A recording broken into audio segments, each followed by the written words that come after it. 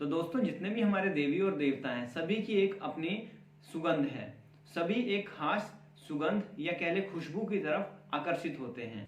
और कहा यह जाता है कि जब भी देवी और देवता गण हमारी पृथ्वी पे भ्रमण करने आते हैं तो वह खुशबुओं के प्रति खासा आकर्षित होते हैं, और जहां भी इनकी मनपसंद की खुशबू होती है वहां पे देवी और देवता सबसे पहले पहुंचते हैं। इसीलिए आप देखेंगे हमारे भारत में या विश्व में जो देवी और देवताओं को अलग अलग फूल अर्पित किए जाते हैं और उनकी मनपसंद की अलग अलग वस्तुएं अर्पित की जाती हैं।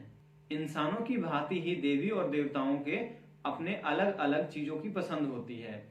जैसे कि आप देखेंगे कुछ देवी देवताओं को खास प्रकार के फूल जैसे अड़हुल के फूल चढ़ाए जाते हैं, कुछ देवी देवताओं को गेंदे के फूल चढ़ाए जाते हैं, और वहीं पे आप देखेंगे जैसे ब्रह्मा जी हो गए इनको कमल के फूल अर्पित किए जाते हैं।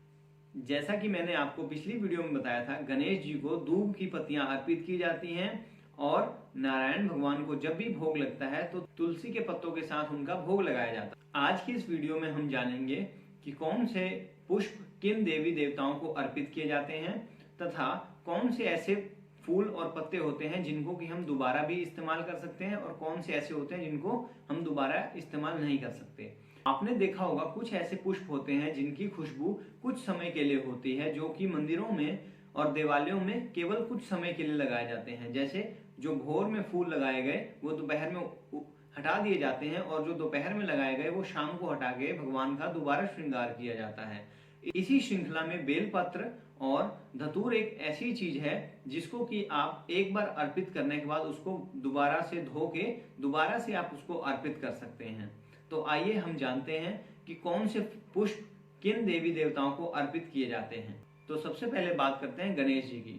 भगवान गणेश को आप लाल रंग का कोई भी फूल अर्पित कर सकते हैं और इसके साथ ही आप 1, 3, 5 और 7 या इस क्रम में और बढ़ते हुए किसी भी संख्या का आप दूब अर्पित कर सकते हैं। ध्यान रहे गणेश भगवान को कभी भी तुलसी का भोग नहीं लगाया जाता। दूसरे नंबर पे आते हैं हमारे शिव जी यानी भोलेनाथ जी।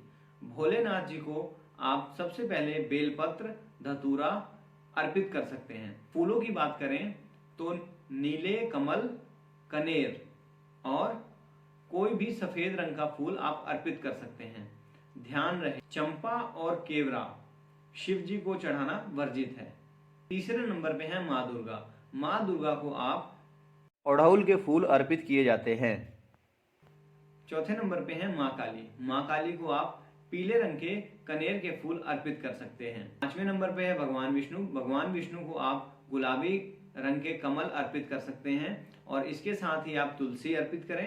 छठे नंबर पे है माँ लक्ष्मी। माँ लक्ष्मी को आप गुलाबी कमल और पीले गेंदे के फूल अर्पित कर सकते हैं। हनुमान जी को आप चमेली के फूल अर्पित करें।